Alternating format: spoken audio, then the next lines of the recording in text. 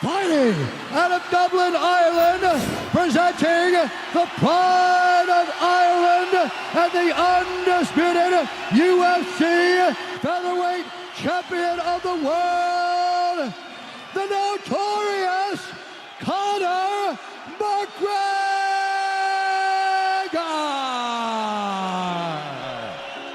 Conor the Notorious McGregor. ¿Cómo un hombre que llegó a la cima, a lo más alto del deporte, pudo terminar así? ¿Qué pasa cuando un hombre ya lo ha conseguido todo y lo único que le queda es una vida llena de lujos, dinero y placeres? Esta es la historia de ascenso y caída de Conor McGregor, una historia llena de ambición, gloria y autodestrucción.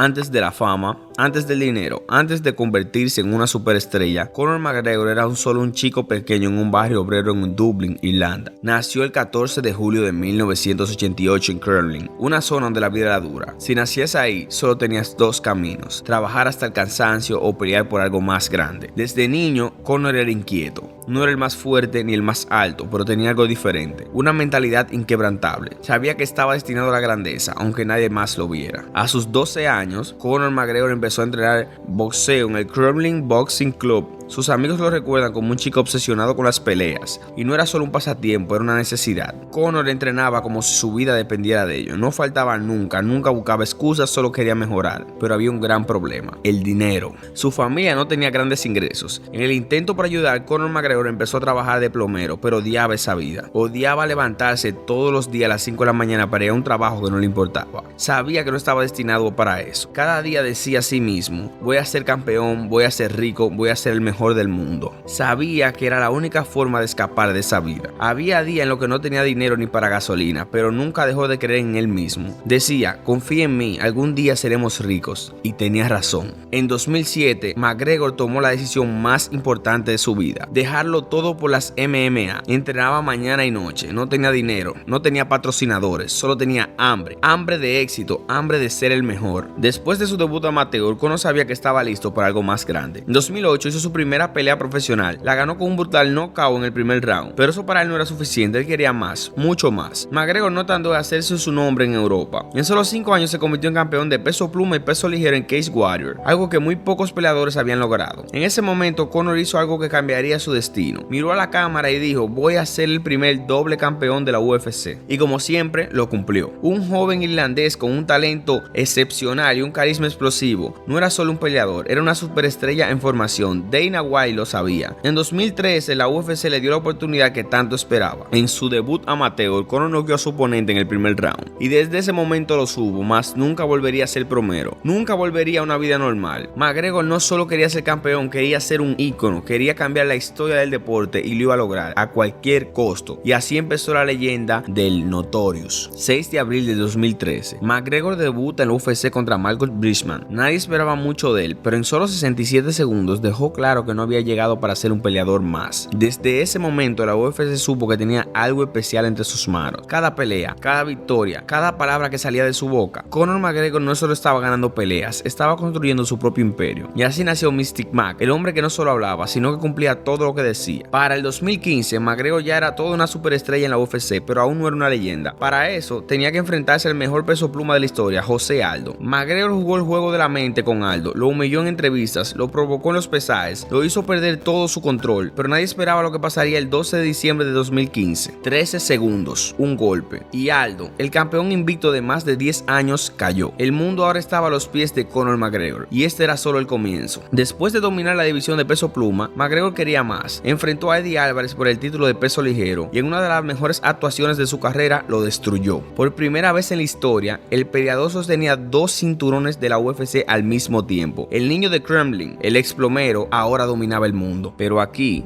es donde todo cambia. McGregor tenía el mundo en sus manos, pero como la historia nos ha querido enseñar una y otra vez, cuando un hombre lo tiene todo, lo más difícil no es ganar, es mantenerse. Y aquí empieza la caída. Cada gran imperio, tarde o temprano, encuentra su caída. Y para Conor McGregor esa caída tenía nombre y apellido: Khabib Nurmagomedov. Mientras Conor McGregor estaba de fiesta, disfrutando una vida llena de lujos, bebiendo de su whisky y perdiendo el hambre, Khabib estaba entrenando en la montaña de Dagestán, como un depredador esperando el momento exacto para cazar a su presa. Khabib no era como los demás, no buscaba fama, no buscaba show, solo buscaba una cosa: destrucción. Y cuando Conor McGregor lo llamó pequeño ratón daguestaní, firmó su sentencia de muerte. Khabib no solo ganaba, destruía. Y cuando se convirtió en el campeón de peso ligero, McGregor no pudo soportarlo. Su ego no podía tolerar que otro hombre dominara su división, así que tomó el camino de la guerra. Ese fue el momento en el que Conor cruzó la línea. Eso ya no era solo una pelea, era una guerra personal. El trash talk de Conor McGregor nunca había sido tan personal. Atacó su religión, su familia, su padre, incluso le ofreció whisky sabiendo que Khabib es musulmán y no bebe alcohol. El mundo entero estaba viendo. Eso no era un solo simple combate, era la pelea más personal de la historia de la UFC. Y cuando la jaula se cerró, McGregor se dio cuenta de algo: esta vez no podría escapar. La noche del 6 de octubre de 2018 no solo marcó una derrota para Conor, marcó el final de su legado. No importa cuántas veces volviera al octágono después de eso, no importa cuántas excusas diera, algo dentro de él se rompió aquella noche. Y lo peor es que él lo sabía, todos lo sabíamos. El verdadero Conor ya no existía. Y en vez de regresar con más fuerza, con hambre, Conor se sumergió más en sus lujos,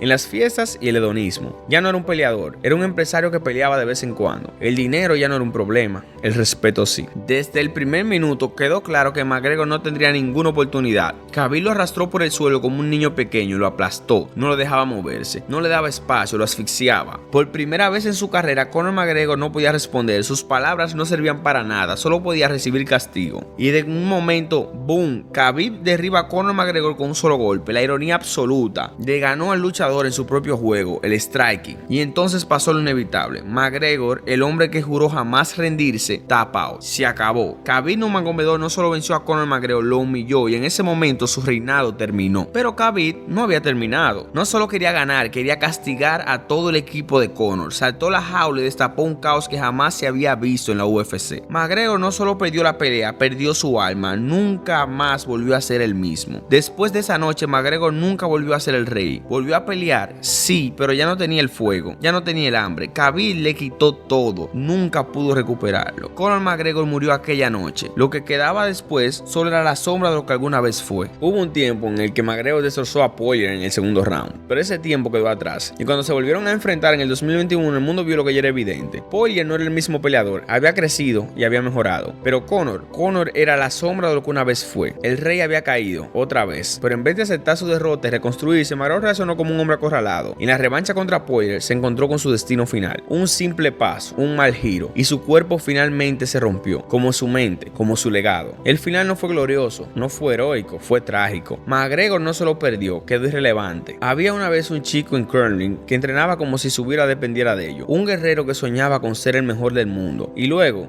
había un millonario que peleaba de vez en cuando para vender su whisky y promocionar su marca. La diferencia entre el Conor de antes y el Conor de ahora es la diferencia entre un hombre con hambre y un hombre que ya lo ha probado todo. No fue Khabib, no fue Poirier, no fue la fractura, fue el exceso, fue el hedonismo, fue el perder el hambre. El éxito puede ser el mayor enemigo de todos. Si no sabemos manejarlo, nos destruye. Y eso fue lo que le pasó a Conor. Conor McGregor tenía dentro de algo que pocas personas: una determinación absoluta, una hambre de éxito que lo llevó a lo más alto, un fuego que lo llevó a la cima de las UFC. Pero el mismo fuego que lo elevó terminó consumiendo. Y hoy Conor McGregor sigue siendo un ícono, sigue siendo una leyenda, sigue siendo millonario. Él dice que peleará, que volverá. Pero la pregunta es: ¿quiere volver? Porque la verdad es que el Conor McGregor que todos conocíamos ya no existe y quizás nunca lo volveremos a ver.